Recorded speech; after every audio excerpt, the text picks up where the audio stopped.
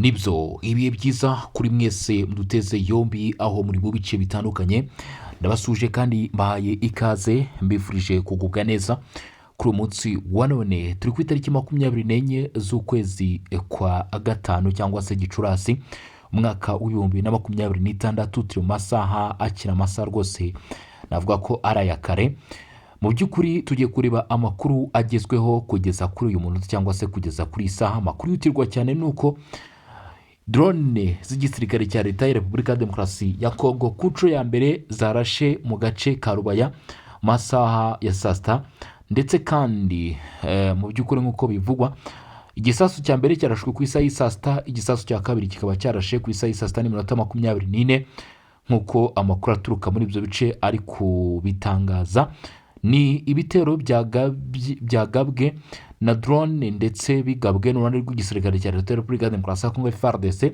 Akaba ari ibitero mu by'ukuri amakuru aturuka muri ibi bice dukurikije aho byarashe cyangwa se byarashwe. Mu by'ukuri byari bigamije abayobozi ba FC23 bayoboye urugamba kugeza kuri ubu ngubu muri iyi axe ya Kinigi, Cyugi, Rubaya nk'uko amakuru mfite cyangwa se akomeje kugenda atugeraho aturuka kuri rezo sosiyo abigaragaza. Turaza kugaruka kuri operasiyo yose nyirizina yakozwe n'igisirikare cya leta ya Repubulika ya Demokarasi ya Kongo hano muri Rubaya, ndaza kuba mbigarukaho. Ni mu gihe kandi muri Kivu y'Amajyepfo aho bita Bukavu kuri ubu ngubu ahari kampi ikomeye cyane y'abarwanyi 23, amakuru aturukayo ari kutugeraho aravuga yuko aba barwanyi bakomeje kuhagera ku bwinshi bahagezwa n'amakamyo ndetse n'abari kuza mu by'ukuri ku buryo bwo kuza nyine muri rutumaci cyangwa se bakoze ingendo zabo n'ibirenge. Aba bakaba bari gukusanyirizwa muri kampu ihari, ndaza kukubwira kampu iyo ariyo ndetse n'uburyo iyi operasiyo nayo iri gukorwa mu buryo bwose bushoboka n'abarwanyi ba FC23. Aba nta kindi kintu kirimo gutuma bikusanya cyangwa se bari kwihuriza ngaha muri bice, ni ukubera ko barashaka kongera imbaraga mu kurinda umujyi wa Goma ndetse na Rubaya. Biravugwa ko mu makuru nyine twakiriye abangaba nibamara mu by'ukuri kugera ku mubare urimo kwifuzwa, ndetse mu by'ukuri baraza guhita bazamuka berekeza mu mujyi wa Goma, aho bari buze kunyura mu bwato berekeza mu mujyi wa Goma. Ni amakuru rero mu by'ukuri atariho ivumbi nayo tuza kuba tugarukaho. Ariko kandi nanone muri aya makuru ndaza kugaruka ku bijyanye n'inama ikomeye cyane yahuje ibihugu birimo Suwede, birimo Leta Zunze Ubumwe za Amerika, Ubuholandi, umuryango w'ibihugu by'Uburayi, ndetse bategura ko mu by'ukuri hano mu burasirazuba bwa Repubulika ya Demokarasi ya Kongo hagomba kuba hagaragara cyangwa se bigomba kuba ngombwa ko umutekano mu by'ukuri waho hano mu karere ka Afurika y'ibiyaga bigari ugomba kuba mu by'ukuri wose wagaragara cyangwa se waba uhari. Reka video mu by'ukuri yihutirwa cyane kuri amakuru ajyanye n'iraswa ku nshuro ya mbere muri Rubaya. Mu by'ukuri mite nyishyira muri groupe yacu ya WhatsApp, mubashe kubona uko bigenze cyangwa se uko byifashe. Ni video ifashwe n'abarwanyi ba FC23 kubera ko izi drone ziba zahagurutse mu birindiro zikaza kurasa ahangaha, ndetse Rubaya irashwe itari mu maboko y'igisirikare cya leta ya Repubulika Iharanira Demokarasi ya Kongo, irashwe iri mu maboko y'umutwe wa 23. Bivuze ngo zimwe mu ngaruka zikomeye cyane nko guhitana bamwe bo muri mutwe wa 23 cyangwa se ibyangijwe biraza kugaragazwa n'abarwanyi ba FC23. Gusa ikiza nuko bamaze kwemera ko mu by'ukuri aba barwanyi bamaze kwemera rwose ko Rubaya bamaze kwemera ko hano muri Rubaya nyine harashwe. Ibyo byo bamaze kuba babyemera. Igikurikiyeho cyangwa se icyo dutegereje noneho kureba kuri inshuro n'ingaruka ki ibi bisasu bigeze ngaha muri aka gace. Reka video mite nyishyira muri groupe yacu ya WhatsApp murebe uko byifashe cyangwa se uko bihagaze kugeza kuri uyu munota cyangwa se kugeza n'amaginga yangaya, kubera ko amakuru ari kutugeraho cyangwa se amakuru akomeje kujya ahagaragara arerekana ko mu by'ukuri ibisasu byo bya mbere mu by'ukuri byamaze kuba byatangira kugwa muri Rubaya. Rubaya rero ikaba irashwe irashweho kabisa na drone. Ni video ndimo ndashyira muri groupe, ubwo abantu muraza kuba muyikurikirana. Hanyuma rero reka nta gutinda mu by'ukuri ninjira muri amakuru mbabwire situation yose uko ihagaze cyangwa se uko imeze. Ni amakuru rero akizwe ahagaragara muri uru rukerera cyangwa se mu rukera rwo kuri munsi wa none ku isaha y'isa 10 nibwo amakuru atangiye kumenyekana ko mu ijoro mu gicuku abarwanyi ba FC23 ku isa 6:15 z'ijoro barashweho na drone bitunguranye y'igisirikare cya leta ya Repubulika ya Demokarasi ya Kongo. Nkuko aya makuru akomeza kugenda bitugaragariza, drone yifashishijwe ni drone ya CH4 nkuko birimo gutangazwa n'umuvugizi w'inyeshyamba z'umutwe wa 23, umwe mu babashije gushyira hanze aya makuru ndetse no kwemera ibimaze kuba muri teritwari ya Masisi, igice gikomeje kumvikanamo imirwano ikomeye cyane ndetse cyanakomeje kugenda kigaragaramo ibitero bikomeye cyane byakomeje kugenda byumvikana nyine hano muri aka gace. Nkuko amakuru arimo kuvugwa, mu by'ukuri iyi drone ikaba irashe ahari guest house cyangwa se ahitwa guest house niko hitwa nyine. Ubwo mu by'ukuri ntuze kwibaza byinshi kuri iki gikorwa, wibaza ngo guest house ngo ese meze bite, aho ngaho niho irashe. FC23 mu by'ukuri irashweho, ariko abarwanyi ba FC23 ntago barimo kubyumva neza kugeza kuri uyu munota uburyo ki igisirikare cya leta ya Repubulika ya Demokarasi ya Kongo kibatunguye muri ubu buryo. Ariko wibuke ko ibingibi FARDC ikoze kuri inshuro kabone nubwo bitabahira, ariko wibuke ko FARDC bigeze babigerageza birabahira, bihitana n'umwe mu bayobozi ba FC23 witwa Wiringoma. Murabizi ko bitegeze bimugendekera neza. Ati kuri iki cyumweru tariki 24 z'ukwezi kwa gatanu 2026 ku isaha y'isa 6:15 z'ijoro, ingabo zifatanyije n'ubutegetsi bwa Kinshasa zigabye igitero cya bombe mu gace gatuwe cyane Karubaya bakoresheje drone y'intambara yo mu bwoko bwa CH4.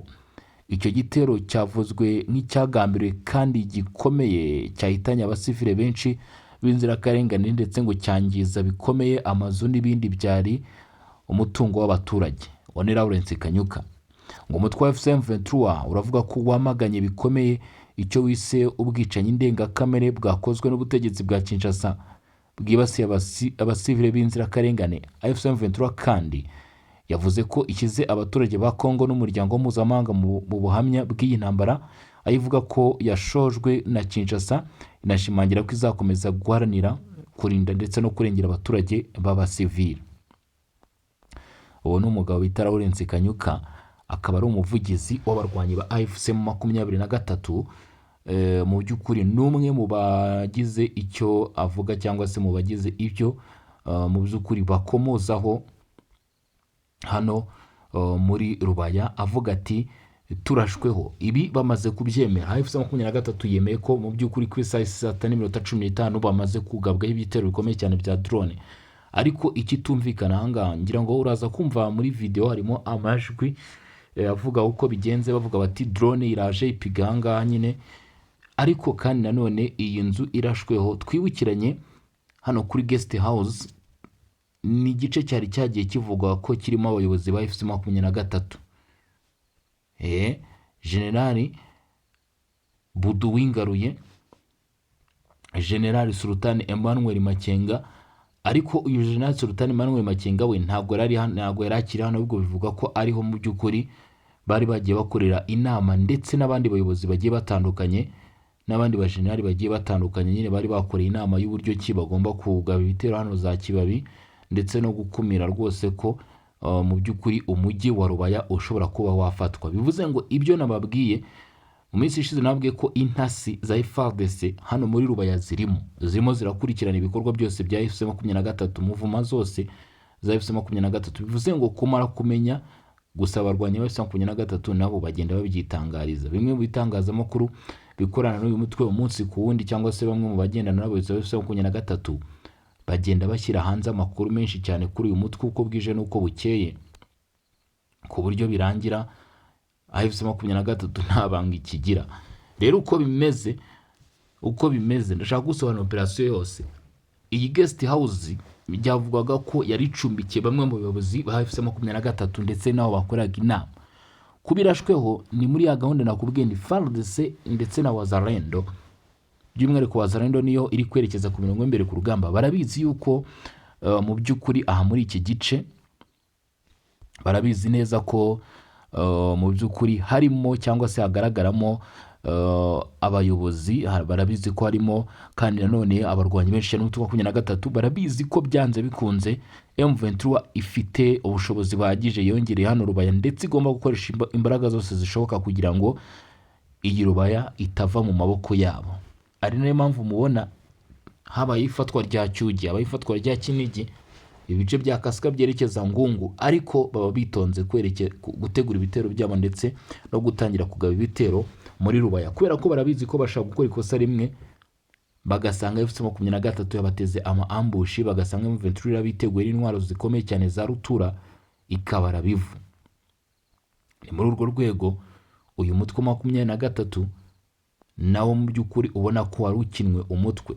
Iyo iki gitero kigabwa ahangaha ntago biranamenyekana neza niba nta bayobozi ba FC23 gihitanye, ariko iki gitero kigabwe gutya icyo cyari kigambiriye ntago bari bagambiriye gusenya guest house, ntago bari bagambiriye kurasa abarwanyi ba 23 cyangwa se ibindiro by'umutwe wa 23. N'abayobozi ba FC23 ngira ngo ibyo ngibyo nta muntu n'umwe utarimo kubibona. Iyi guest house bivugwa ko yarimo abayobozi ba FC23 gusa. Lawrence Kanyuka we avuze ko ngo ibi bitero bigabwe hano Rubaya ku isaha saa 6:15. Hari nabo numvisha avuga ngo drone yarashe bwa mbere irongera iragaruka bwa kabiri arasa, bwa mbere yarashe na 15, bwa kabiri arasa n'iminota 24 gutyo na 25. Ayo niyo makuru yavugaga ku bijyanye n'uburyo ki yabashije kurasamo, ariko sinzi niba mwabashije kubikurikirana ngo murebe iyi drone koko mu by'ukuri ikoze ikintu gikomeye cyane cyangwa se ikoze ibara kuri iyi nyubako.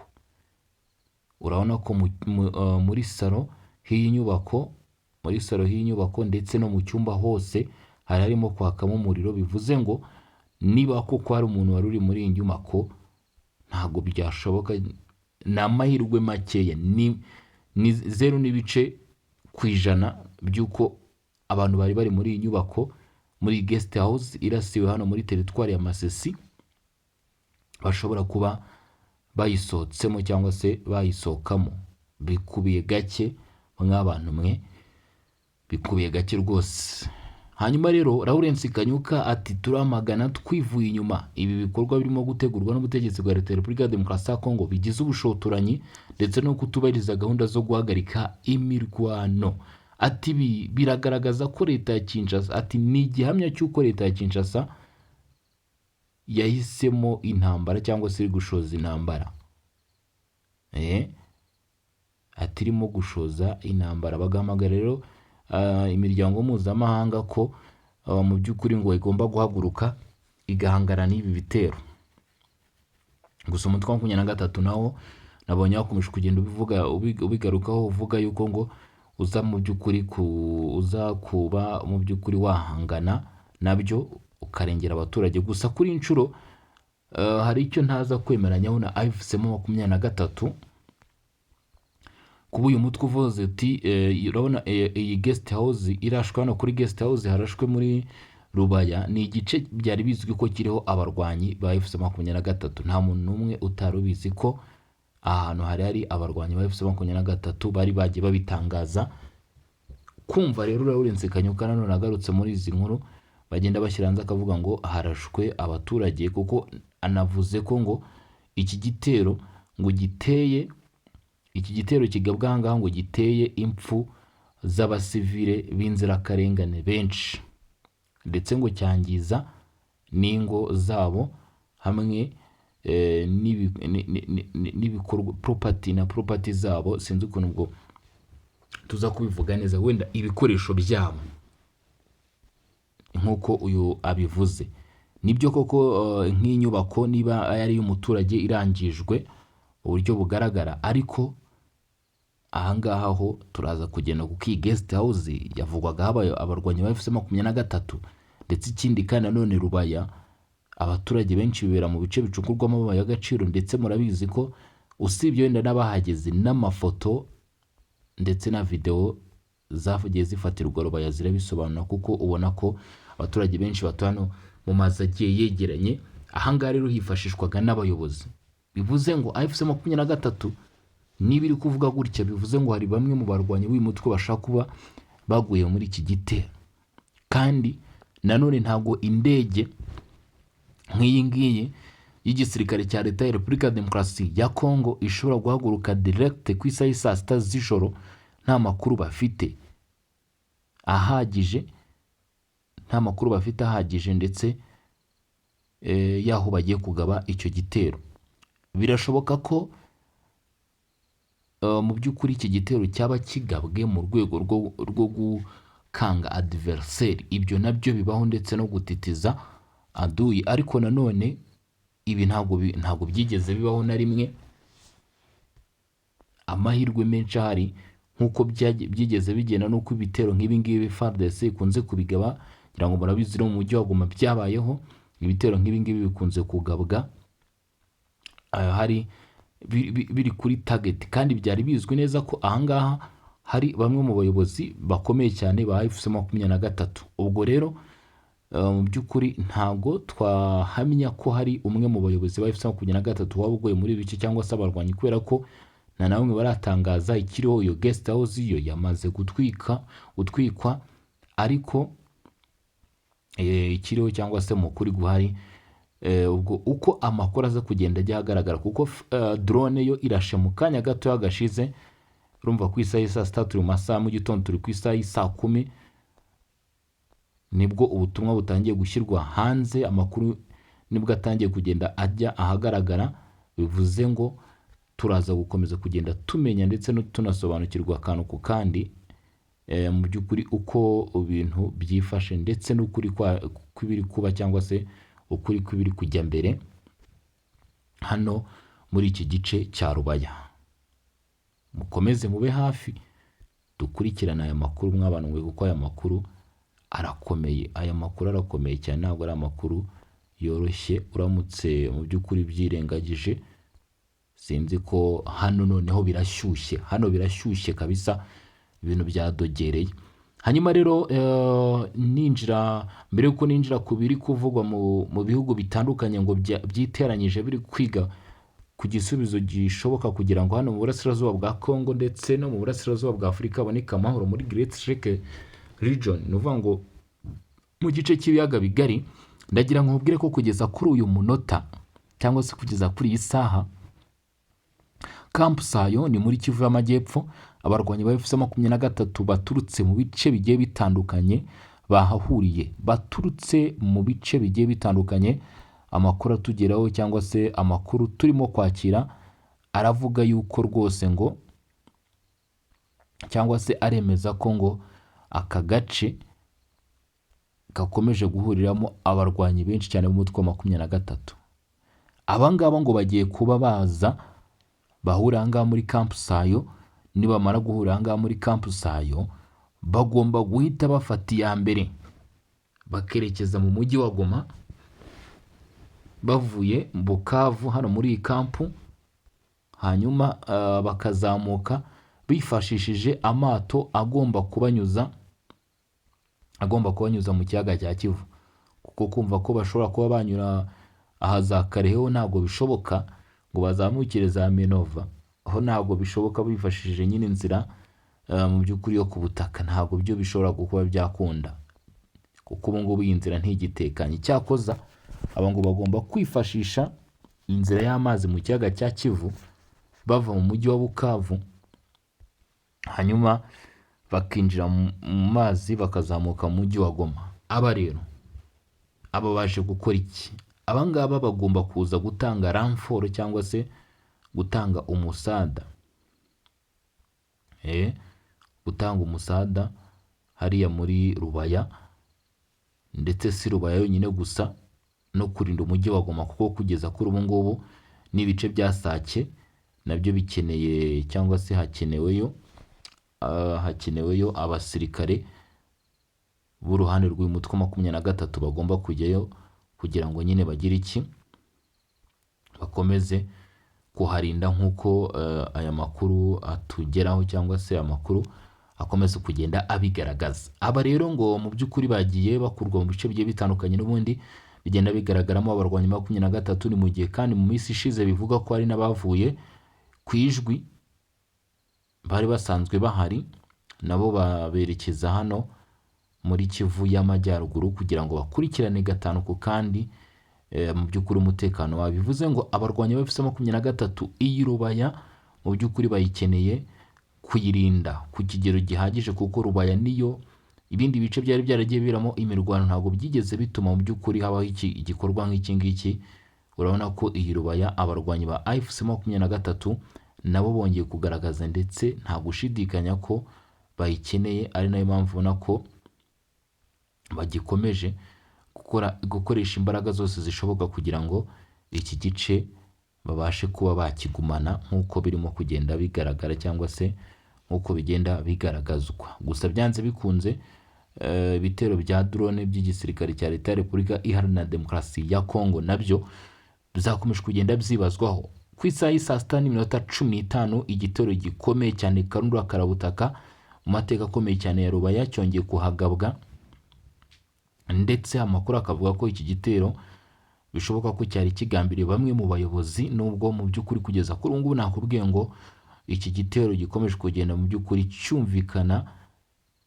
Ntabwo iki gitero haratangazwa nyine ingaruka gishaka kuba cyagize, yaba abo cyahitanye ndetse cyangwa se ibyangiritse 100%, kubera ko nk'ubu ngubu amakuru turi kwakira no kuri guest house yamaze kuraswa, ndetse biragaragara yuko mu by'ukuri cyangwa se ikindi kintu kiriho nuko yarashwe muri video twashyize muri groupe ya WhatsApp mwabibonye, ariko ntabwo mu by'ukuri ibyo bisobanura ese ni bande barasobanura, kuko Lawrence Kanyuka umuvugizi w'abarwanyi ba M23 abitangaza yivugiye ko cyangwa se yatangaje yuko ngo mu by'ukuri hari bamwe mu baguye muri icyo gitero cya drone.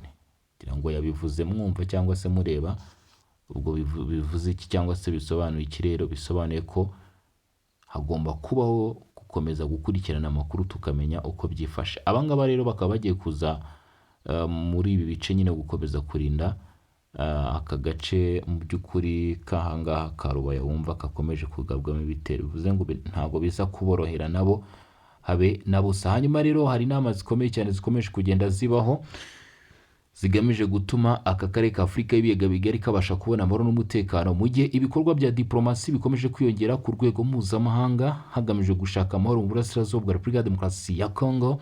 Umutekano ukomeje kuba muke ndetse no kuzamba imirwano hagati y'ingabo za Leta ya Kongo FARDC n'umutwe wa M23 ushinjwa gufashwa n'u Rwanda irakomeje, abaturage bakarushaho guhunga mu gihe amahanga akomeje gusaba ibiganiro ndetse no ko habaho igikorwa cyo kubahiriza amasezerano y'amahoro. Ibi bikaba bibaye ari bimwe mu byagarutsweho n'itsinda mpuzamahanga rishinzwe akarere k'ibiyaga bigari ICG ryahuriye Stockholm muri Sweden.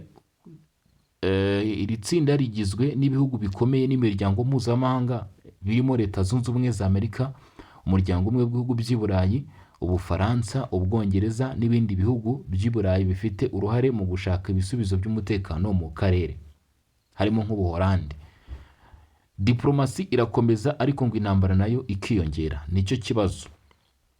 Nubwo habaye ibiganiro byinshi birimo ibyabereye i Doha muri Qatar, i Washington muri Amerika ndetse na Montreal mu Busuwisi, ku rugamba ibintu ngo bikomeje gufata indi ntera. Muri Kivu y'Amajyaruguru na Kivu y'Amajyepfo imirwano hagati ya FARDC n'abarwanyi ba M23 irakomeje, aho buri ruhande rushinja urundi kutubahiriza amasezerano y'agahenge. ICG ivuga ko ibi bishimangira ikibazo gikomeye kiri hagati y'ibiganiro bya politike n'ukuri kugaragara ku butaka. Mu by'ukuri hari icyuho kinini hagati bivugwa mu nama mpuzamahanga n'ibibera mu bice by'intambara. Abasesenguzi bavuga ko impamvu nyamukuru ituma aya masezerano adatanga umusaruro ari uko impande zirebwa n'aya makimbirane zidafite icyizere. Kinshasa ishinja M23 gukomeza kwagura ibindiro byayo no gukoresha ibitero bya drone n'intwaro ziremereye, mu gihe M23 yo ishinja FARDC gukorana n'imitwe ya Wazalendo kutubahiriza ibyo yemeye mu mishyikirano ndetse no kugaba ibitero bya drone ngo bihungabanya abasivile. Amahanga arasaba amahoro ariko nta gitutu gihagije kishyirwaho.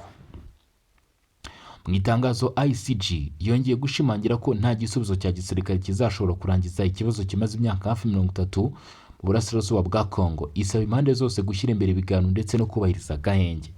Iri tsinda ryashimye intambwe zimaze guterwa mu masezerano ya Washington hagati ya Repubulika ya Demokarasi ya Kongo n'u Rwanda ndetse n'aya Doha hagati ya Kinshasa na M23, ariko rinavuga ko izo ntambwe zigomba guhita zigaragara ku mibereho y'abaturage. Aha niho ikibazo gikomeye kiri. Amahanga aratanga ubutumwa bwa politike n'imyanzuro, ariko ku ruhande rw'ishyirwa mu bikorwa hakabura uburyo bukomeye bwo guhatira impande zose kubahiriza ibyo ziyemeje.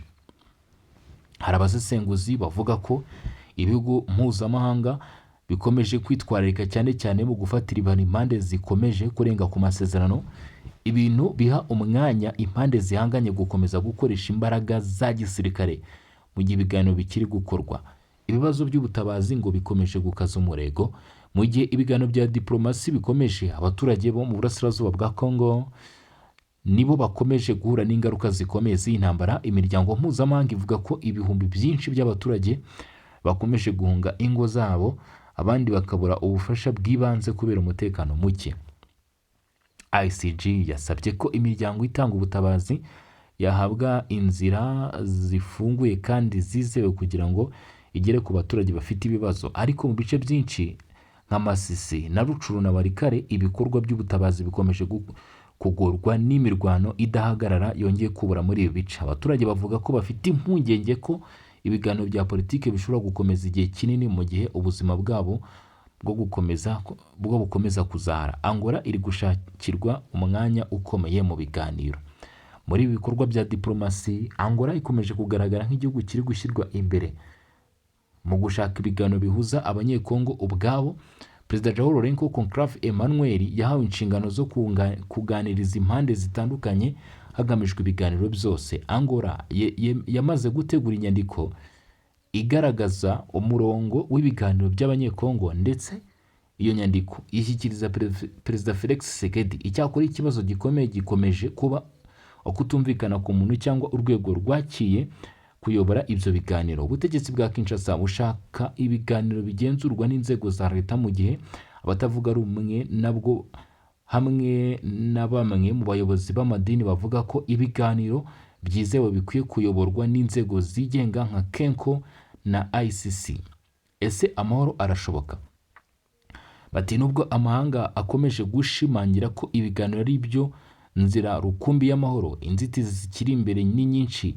Haracyari ikibazo cyo kutizerana hagati y'impande zihanganye, inyungu z'ibihugu byo mu karere, ikibazo cy'umutekano muke ukomeje no kutubahiriza amasezerano. Icyakora abasesenguzi benshi ngo bemera ko nta mahoro arambye ashobora kuboneka mu burasirazuba bwa Congo hatabaye ibiganiro byimbitse bihuza impande zose, harimo ubutegetsi, abatavuga rumwe nabwo, imitwe yitwaje intwaro ndetse n'abahagarariye sosiyete sivile. Kugeza ubu ariko abaturage bo muri Kivu y'Amajyaruguru na Kivu y'Amajyepfo bakomeje kuba hagati y'intambara n'ibiganiro bya diplomasi bitaratanga ibisubizo bifatika ku buzima bwabo bwa buri munsi, nk'uko amakuru atugeraho aturuka mu bice bigiye bitandukanye by'imbere ahabera n'imirwano.